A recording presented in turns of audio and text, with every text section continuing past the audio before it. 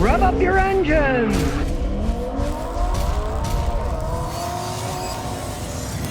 Well, look out Tesla in China. The Wuling Hongguang mini electric vehicle is selling over 30,000 of these things a month. It's been the best-selling electric car for almost an entire year in China. So far this year alone, they've sold 200,000 of them. And of course, one of the keys is this car costs $4,700. The whole car, the battery, $4,700. And as I've said for years, electric cars, don't start big and work your way down. Start small and work your way up. The people that want electric cars, a lot of them are going to do small commutes in a city where they want a small car, easy to park. Let's face it, for the price of an average Tesla, you could buy 10 of these things. Buy one as a spare car, as a knock-around city car. It's smaller, it's lighter, it can go further. It doesn't need a super expensive battery to pull itself in the big heavy battery. It only makes sense. Electric niche is smaller. There's no arguing that. People that a lot of them talk about it say, oh, well, we want to simplify. We don't want to pollute. Yeah, a smaller car is a better idea, right? And the Chinese are proving it. I mean, and they pretty well. A transitional thing. Who knows? There might be some companies that make cruisers, some companies that make small ones, perfect one thing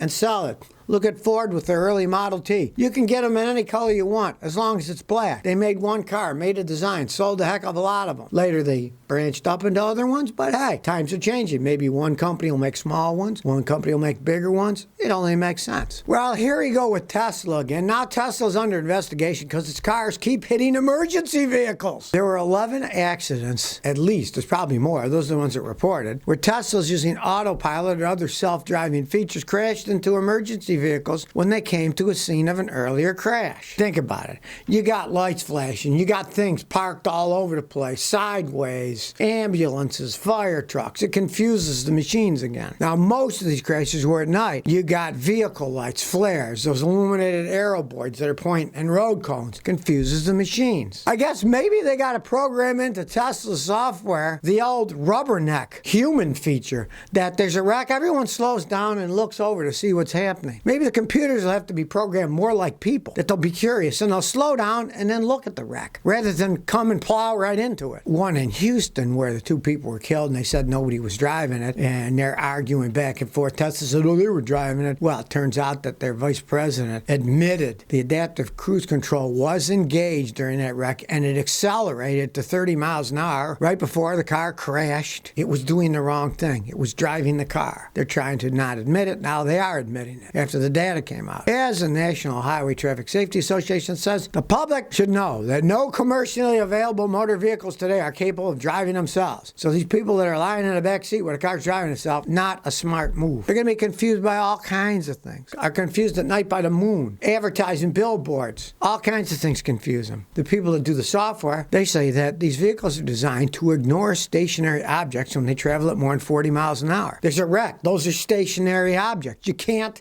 ignore them when you're going in. There's so many variables. It's going to be a long time, if ever, that they get truly autonomous vehicles, unless they're all autonomous and they're all going in the same lane and there's no human beings involved here or there, and then they can all talk to each other. And when there's a wreck ahead, the wrecked autonomous one tells the other ones, hey, look, there's a wreck ahead. Yeah, that system can work. But like I said, you can't have autonomous and regular humans driving on the same roads. The mix will never work. It's kind of like oil and water. You can shake it up, but eventually it's going to unmix itself. Don't think that it's ever going to happen with humans and machines driving on the same roads. That's just common sense. If the machines all talk to each other, great. It says there's a wreck ahead. They all slow down because they're all talking to each other. But if you got a few autonomous ones and regular people, it won't work. And they won't ever talk about that, the guys that design it, but that's the truth. Kung Fu Monkey Butt says, I got a 2015 Accord Hybrid with a CVT transmission, 230,000 miles, almost exclusively highway miles. I've never changed the transmission fluid. Should I change it now? Yes, it's a Honda.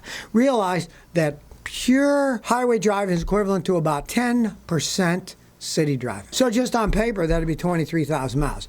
I would change it though. Nothing lasts forever. I definitely would change the fluid and buy the Honda fluid. It's not all that expensive at the dealer. They charge you just a regular price per quart. Watch my video on how to do it. You can do it yourself if you want. Not rocket science. You just drain out what comes out, measure it, pump back in the same exact amount, and that's it. Appleholic says, Scotty, I'm looking to buy a 2012 RAV4. Anything I should look out for? How's the four-cylinder? They're excellent engines, but some of the transmissions had problems. drive it, make sure it shifts good, and then pay a guy like me with his fancy scan tool to go through the whole engine and transmission systems. If there was a problem anytime in the past, the computer stores that code. A mechanic like myself can read it and then say, well, it's got this code, it could be this problem, and yeah, that's fixable, or no, go look at another one. First, road test it. If it doesn't shift right, don't even think about buying it. But if it does, have a mechanic check it out. They're good cars. Atlanta, Flores says, hope you're doing well. I got a problem with my coolant meter, Honda Civic 2000. I changed the coolant a week ago. The meter goes below the middle now every time. What's the issue? Okay, you need to change the thermostat. If the thermostat sticks open, the car will run too cool. If your thermostat works right, it'll go to the middle, then it opens and it stays pretty much in the middle. If it's going below the middle, it means the thermostat's open the whole time. Now, a little bit isn't really going to hurt anything, but in the winter, you'd find it would probably run a lot cooler, and your heater probably wouldn't put out too much hot air. So put a thermostat in. They don't cost much. It's an easy job. Watch my videos on how to do it. You'll see it's a simple job. Craig C. said, Scotty, love your videos. They've helped me. I got a 2012 Ford Fusion, 90,000 miles. Would it be smart to change transmission fluid, spark plugs, fuel filter, air filters now? Yes, I would, definitely. I would have changed the fluid in the transmission like every 40, 50,000 miles, but definitely change it in the filter now and use the Ford fluid and do the rest of the stuff to make it last as long as it possibly can. Understand that those Fusions were made in Mexico. The quality wasn't the greatest, so you want to take as much care as you possibly can so it'll last as long as possible. Heaven Sent Me says, if you had to choose one, would you rather buy a Hyundai, Mercedes, or